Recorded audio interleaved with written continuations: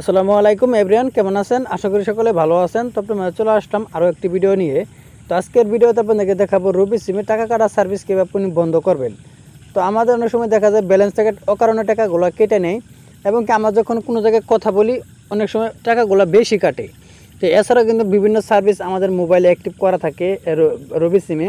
তো এইগুলোর সকল সার্ভিস কীভাবে আপনি বন্ধ করবেন তার পুরো প্রসেসটা আজকের এই ভিডিওতে দেখিয়ে দেবো।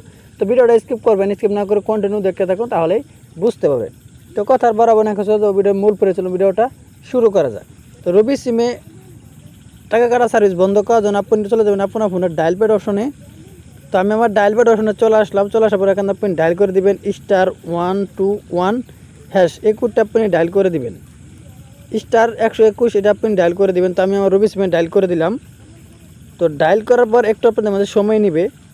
সময় নেওয়ার পর কিন্তু এরকম একটি ইন্টারভিউ শো করবে। তো এখানে আপনি দেখছেন 6 নাম্বার। তো এখানে আপনি 6 উঠিয়ে দিয়ে সেন্ড অপশনের উপর ক্লিক করে দেবেন। সেন্ড অপশনের উপর ক্লিক করার পর এরকম একটি ইন্টারভিউ আবারও শো করবে। তো এখানে আপনি দেখতে পারতেছেন নেক্সট নামের একটি অপশন আছে। তো এখানে আপনি স্টার উঠিয়ে দিয়ে নেক্সট উপর ক্লিক করে দেবেন। এখানে ক্লিক করার পর এরকম একটি ইন্টারভিউ আবারও শো করবে। তো এখানে আপনি দেখছেন 11 নাম্বার আছে স্টপ অল অ্যাক্টিভ সার্ভিস। তো এখানে আপনি 11 উঠিয়ে দিয়ে সেন্ড অপশন উপর ক্লিক করে দিবেন। ক্লিক করার পর এখানে আপনি দেখতেছেন বর্তমান আপনার কোনো সার্ভিস চালু নেই। তো আমার যতগুলো সার্ভিস চালু করা ছিল বা চালু করা ছিল সকল সার্ভিসগুলো কিন্তু এখন বর্তমানে বন্ধ হয়ে গেছে।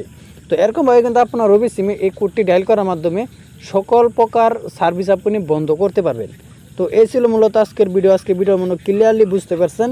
তো ভিডিওটা যদি ভালো লাগে অবশ্যই একটি লাইক করবেন, আর প্লিজ চ্যানেলটি সাবস্ক্রাইব করে আমাদের সাথেই থাকবেন। তো সবাই ভালো থাকুন, সুস্থ থাকুন, খুদা হাফেজ।